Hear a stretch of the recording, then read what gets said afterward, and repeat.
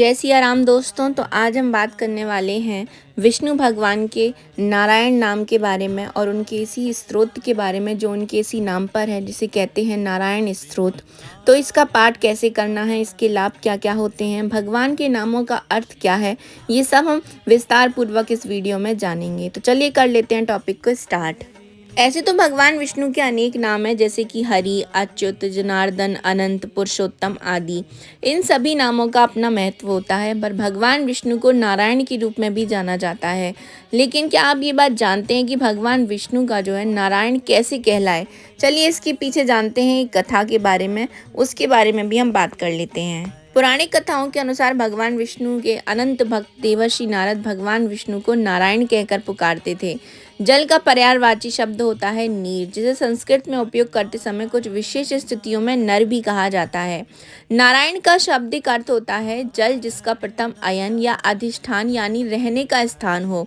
क्योंकि भगवान विष्णु वैकुंठ धाम में क्षीर सागर में अतल अर्थात गहराई में निवास करते हैं, इसलिए उन्हें नारायण कहकर भी पुकारा जाता है। आइए भगवान विष्णु के अन्य नामों के बारे में भी हम बात कर लेते हैं।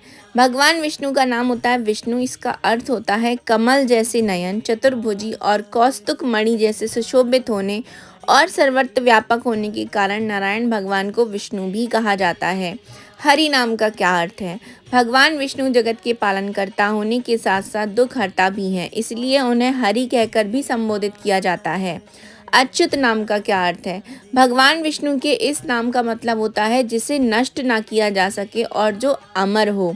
पुरुषोत्तम नाम का क्या अर्थ है? पुरुषोत्तम नाम का अर्थ होता है पुरुषों में सबसे श्रेष्ठ, और यह विष्णु के कई विशेषणों में से एक है। शिव पुराण के अनुसार भगवान शिव ने विष्णु जी को उत्पन्न किया। एक बार शिव जी ने पार्वती जी से कहा कि एक ऐसा पुरुष होना चाहिए जो सृष्टि का पालन कर सके। शक्ति के प्रताप से विष्णु जी का आविर्भाव हुआ। उनका रूप अद्वितीय था, उनके नयन कमल जैसे थे। वह चतुर्भुजी होने के साथ साथ कौस्तुक मणि से भी सुशोभित थे। साथ ही सर्वत्र व्यापक होने के कारण उनका नाम विष्णु पड़ा। उन्होंने विश्व के पालन करने का कार्यभार संभाला, तभी से वह जगत के पालनहार भी कहलाते हैं। आइए अब हम बात करेंगे नारायण स्तोत्र के बारे में। ये बहुत ही चमत्कारी, बहुत ही ज़्यादा प्रभावशाली स्तोत्र भी कहा जाता है। आदि गुरु शंकराचार्य द्वारा रचित भगवान विष्णु को समर्पित नारायण स्तोत्र श्री हरि को बहुत बहुत ज़्यादा प्रिय है तथा बहुत ही सरल पाठ होता है, जिसका हर कोई लाभ उठा सकता है। एकादशी के दिन श्री नारायण स्तोत्र का पाठ करने से मनुष्य की हर मनोकामना जल्दी ही पूर्ण हो जाती है। प्रतिदिन 43 दिनों तक ये पाठ करने से जातक की सभी मनोकामनाओं की पूर्ति होती है, ऐसा हमारे शास्त्र बताते हैं। नारायण स्तोत्र को आदिकाल से ही श्री हरि विष्णु की कृपा पाने के लिए एक उत्तम व त्वरित मार्ग भी बताया गया है। नारायण स्तोत्र में मुख्यतः भगवान विष्णु की लीलाओं व रूपों को संस्कृत में निष्ठ किया जाता है। जैसा कि जग जाहिर है कि भगवान विष्णु को नारायण भी कहा जाता है, तो कहते हैं कि इस नाम का सुमिरन करने से जो है व्यक्ति बैकुंठ को जाता है। इसके कुछ लाभ जान लेते हैं। नारायण स्तोत्र से आप जगत के पालन करता श्री हरि विष्णु की कृपा प्राप्त कर परम सुख की प्राप्ति कर सकते हो। इसके साथ ही इससे आपको शत्रुओं का भय भी नहीं रहता। आप हर कार्य को करने के लिए तैयार रहते हैं। जो भी करना है उसमें आपको आसानी से सफलता मिल जाती है। यदि आप कोई गंभीर व आवश्यक फैसले लेते समय संकोच करते हैं, तो आपको ऐसे में नारायण स्तोत्र का पाठ जरूर करना चाहिए। श्री नारायण स्तोत्रम भगवान श्री हरि विष्णु को समर्पित पाठ है। विष्णु जी का अपने भक्तों के बीच एक सरल और प्रचलित नाम है नारायण। इसी से जुड़कर जो है विष्णु जी के कई नाम हैं, जैसे कि लक्ष्मी नारायण, शेष नारायण या अनंत नारायण आदि भी बने हुए हैं। हिंदू धर्म शास्त्रों के अनुसार प्रतिदिन नियमित रूप से नारायण स्तोत्र का पाठ करने से मनुष्य की हर मनोकामना पूर्ण हो जाती है। पाठ विष्णु जी को बहुत ज़्यादा प्रिय है तथा बहुत ही सरल पाठ है, जिसका हर कोई लाभ भी उठा सकता है। इस स्तोत्र का नियमित पाठ करने से आपके जीवन की में हर तरीके की बुराई और नकारात्मकता को दूर कर सकता है। एकादशी के दिन इसे पढ़ना और भी ज़्यादा फलदायी होता है। आप चाहें तो गुरुवार के दिन भी इसका पाठ कर सकते हो। सनातन मान्यताओं के अंतर्गत बहुत से ऐसे स्तोत्र और मंत्र हैं जिनका जाप करने से व्यक्ति के जीवन में खुशहाली और संपन्नता का वास होता है। ऐसा ही एक स्तोत्र है भगवान विष्णु को जो समर्पित है नारायण स्तोत्र। ऐसा कहा जाता है कि इस स्तोत्र का नियमित पाठ करने से जीवन की हर नकारात्मक नकारात्मक ऊर्जा का नाश हो जाता है। ऐसा भी माना जाता है कि जो जातक नियमित रूप से नारायण स्तोत्र का पाठ करते हैं उन्हें अवश्य ही श्री हरि की कृपा प्राप्त होती है।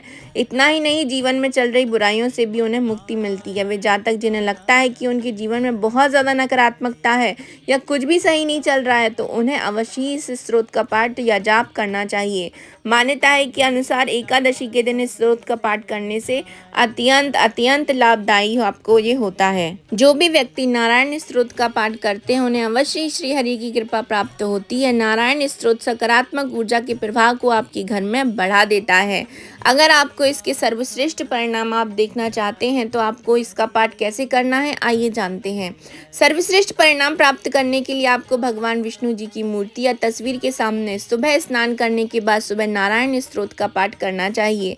आपको अपने प्रभाव को अधिकतम करने के लिए सबसे पहले नारायण स्तोत्र को हिंदी में समझना चाहिए, फिर पूरे भावपूर्ण तरीके से भगवान विष्णु के सामने इसका पाठ करना चाहिए। इस स्तोत्र का नियमित रूप से पाठ करने से मन को शांति मिलती है और यह आपके जीवन से सभी बुराइयों को दूर रखता है और आपको स्वस्थ, धनवान और समृद्ध भी बनाता है। आप चाहें तो इसका गुरुवार के दिन भी पाठ कर सकते हैं। आपको गुरुवार के दिन ब्रह्म मुहूर्त में ही उठ जाना है और हल्दी के पानी से आपको स्नान कर लेना है। फिर आपको जो है, आप चाहें तो 11 गुरुवार, 41 गुरुवार, 51 गुरुवार, जितनी भी आपने मान्यता हो, जो भी आपकी मन्नत हो, उस हिसाब से आपको इसका पाठ करना चाहिए उतने दिनों तक। और प्रतिदिन अगर करना चाहें तो आप प्रतिदिन भी इसका पाठ कर सकते हैं। आपको हल्दी डले हुए जल से स्नान करना है। भगवान विष्णु को जो है पीले रंग की मिठाई का जो है उनको प्रसाद रूप में अर्पित करना है। पीले ही रंग के आपको कपड़े पहनने हैं। पीले ही आसन पर बैठ के आपको इस स्तोत्र का पाठ ज़रूर कर लेना है। यह पाठ अगर स्त्रियां करती हैं या जो कुमारी कन्याएं करती हैं तो ऐसा कहा जाता है कि उनको जो वर मिलता है वो इच्छित वर उनको प्राप्ति होती है और उनको ऐसा घर परिवार मिलता है जिसमें धन, सुख, समृद्धि सब कुछ उनको प्राप्त होता है। तो स्त्रियों के लिए जो गुरुवार की पूजा होती है वो बहुत ज़्यादा फलदायी जो है बताई जाती है और मानी भी जाती है। तो जो स्तोत्र है श्री नारायण स्तोत्र, ये मैं आपको नीचे डिस्क्रिप्शन बॉक्स में दे दूँगी, तो आप उसको वहाँ से पढ़ सकते हो। तो ये थी मेरी छोटी सी इन्फॉर्मेशन श्री नारायण स्तोत्र के बारे में। आप सबको कैसी लगी है कमेंट बॉक्स में ज़रूर से बताइएगा। तो अभी मैं आप सभी से ले रही हूँ विदा। जय जय सिया राम।